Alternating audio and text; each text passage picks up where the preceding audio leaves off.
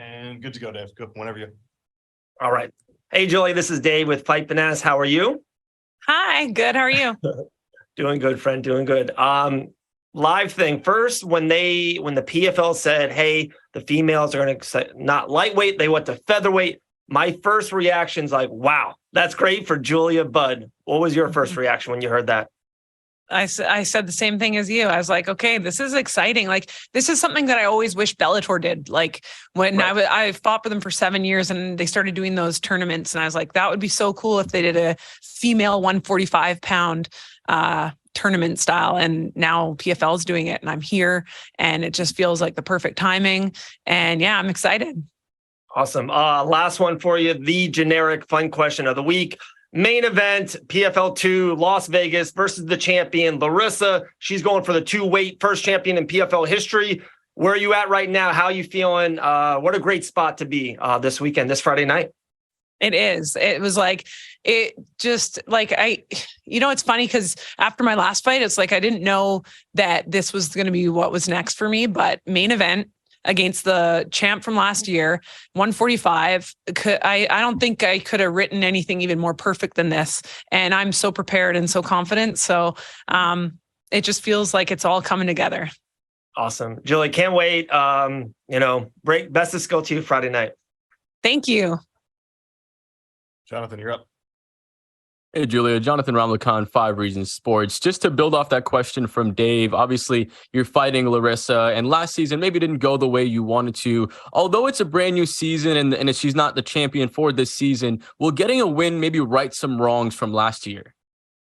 I feel like that's always kind of what it feels like when you get back on the horse after falling off. Like last year, obviously that did not go the way that I wanted it to be, but you got to kind of trust the process sometimes. And I feel like it forced me to go back and look at some areas of my game and how I want to get better and how I want to really showcase myself this year. So that experience, I feel I'm grateful for it. I'm so excited for Friday night. I can't keep saying that, but I'm freaking ready to go. Now, obviously, you're one of the great athletes in the sport. You've won championships before, but what did you do this offseason, maybe like other great athletes like a LeBron James, to maybe add some tools to your bag and improve going into this season? Just continuing to grow. Like, obviously my team, Lance Gibson Sr., Lance Gibson Jr., everybody at Gibson MMA, we have a very small, close-knit team.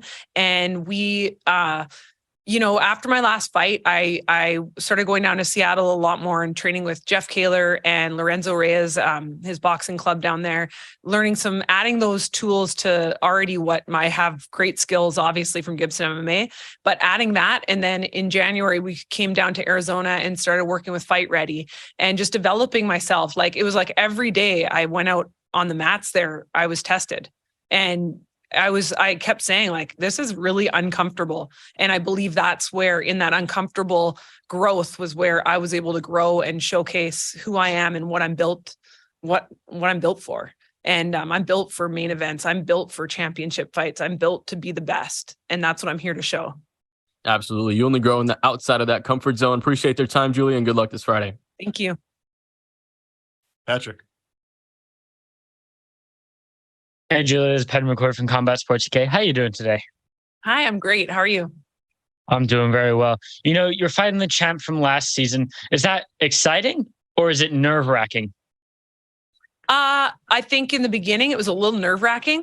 And because I'm like, hey, this is a big deal, and then as it kind of does, I feel like it's like you chip away as fight camp goes on to now it can be exciting. Now it can be like, all the prep is done. The hard work's done. I'm ready to go. So yeah, I think it was to be honest, a little blend of both, but now exciting. Outside of her fights against Kayla Harrison, she's knocking everyone out. How have you game planned around, not being, getting hit early? Because that seems to be her window for the knockout shot. That's basically, to prepare for her, you got to look at all of her wins, right? But we were able to see a lot. Sarah Kaufman, we look back at that fight, we're like, holy moly, like she did amazing. And she's a 135er. And so seeing that fight, and how it went the distance and how Sarah kind of took it to her. And then seeing Larissa's wrestling in that fight. So it was kind of like, as we started dissecting different film along the way, we're like, okay, there's a lot here that's more than just like the quick knockout punch in the first round, you know? And obviously preparing for that, being ready for that, but also just like the other areas of her game that people might underestimate or overestimate. And one last one from me. I want to ask you, do you take any lessons away from the split decision loss to Aspen Ladd last time out? Absolutely. It's like I said, like, you can't cry over spilled milk. Get back to work. Make sure you never leave a fight that close ever, so that there's no question. Judges can see it one way or the other. It's like a unanimous decision or nothing, or finish, or, that's it. You can't have split decisions. So after I was kind of pissed off for a couple of weeks, I was like, okay, you know what? I've been on the receiving end of like, I've won split decisions as well. So I couldn't be mad about it. It was like, just go back, get back to work and do better. Great to hear. Good luck on Friday night. Jake. Hey, Julia, Jake Nowicker here from the Scrap News. Just because Patrick just brought up Aspen, I have one question about her. Yeah. Would you like to run into her again in this tournament to avenge that loss? Obviously. Yeah. It's like, I want to run into everybody I lost to and fight them. That's me. That's my spirit. That's like, I want to right all those wrongs, but it's the person in front of me, Larissa Pacheco, Friday night. That's all I'm focused on. And from there, we'll see what plays out this year, because weird things happen. You know what I mean? Like, we can meet again, maybe, or could be somebody totally unexpected in the season. So it's just, hopefully we do, but hey, it's whatever is meant to be will be. And as you said, Pacheco up next. Where do you put her with her big win over Harrison and her whole career? Where do you put her in the GOAT conversation, and what would it mean to beat someone with that level of, skill and competition? Yeah, like I think that I always say, like, whoever's right in front of you is your toughest opponent.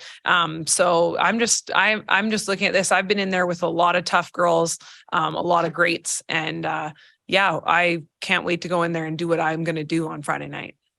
And last one from me, I saw you were in Lance Gibson's corner at Bellator 293. Unfortunately, it didn't go his way, but what was that experience like, and how does Lance bounce back? He bounces back, man. It's 10 years undefeated.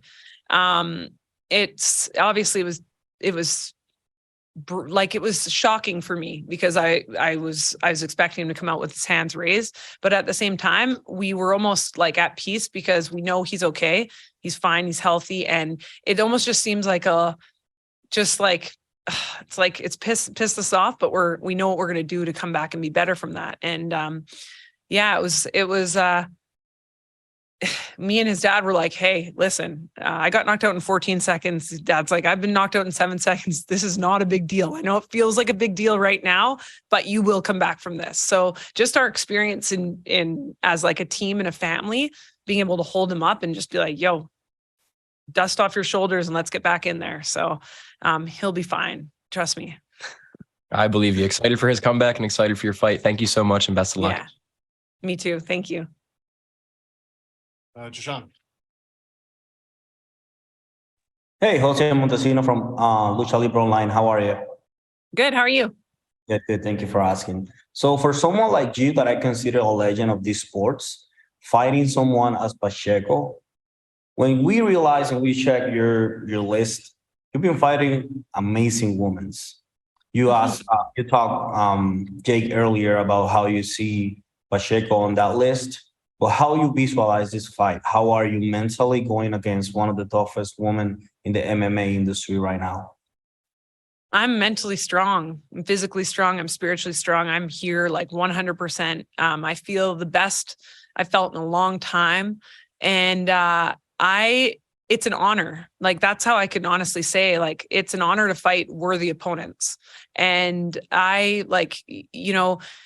we'll see Friday night. You know what I mean? Like, it's all like the hard work's in the bank. I'm ready to go. I'm ready to show what I got. And let's do it. That's kind of my feeling for this. So it's an honor to fight a worthy opponent. And I plan on putting on the best show I possibly can on Friday.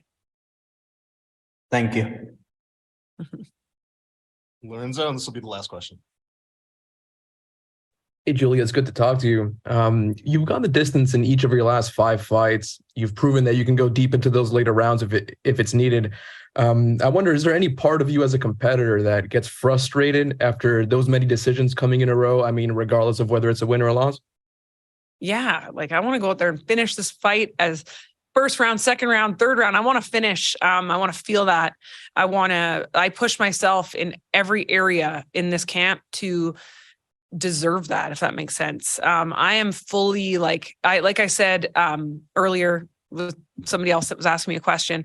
I'm like, this is the first time in a while in my career I can honestly say I'm like fully committed, there's no like distractions for this. It's like, this is it. And in that, I feel the most confident I've felt in a long time and the most prepared I felt in a long time. So yeah, I'm going out there to finish. For sure. And I can imagine it must be a weird dynamic as a fighter. I mean, finishes are what make the sport exciting. But, you know, some of the greatest growth you can experience, it would be throughout the course of a long or like grueling fight. I wonder what's it been like for you throughout your career to balance those two and be as successful as you have been? Well, I think that it was like a lot. I didn't have an amateur career. My first year, I got put right in the mix of, I didn't even want to do MMA when I first got started. It was like, I was at Rampage's camp, kind of hanging out because my husband was coaching him, and a fight came through or fell through in Strikeforce. And they were like, they need a 145-pound female fighter to step in against this undefeated fighter. And I was like, no way, not doing it. I'm a kickboxer and I've retired. Like that was me at like, 28 years old, I think I got started. And they're both Rampage and my dad were like, or my dad, my husband were like, you're going to do this. Like you got like 4 weeks notice. We're going to get you in the best shape ever. If you don't like it and you get your butt kicked, then you don't have to keep going. And I was like, I kind of just committed in that moment. And that's kind of the tail of my career was like, okay, I went in, I did amazing. And then I fought Amanda Nunes like 2 months later. And then I fought Jermaine Randamie a couple months later. And then I fought Ronda Rousey a couple months later. And that was my first year of even learning mixed martial arts.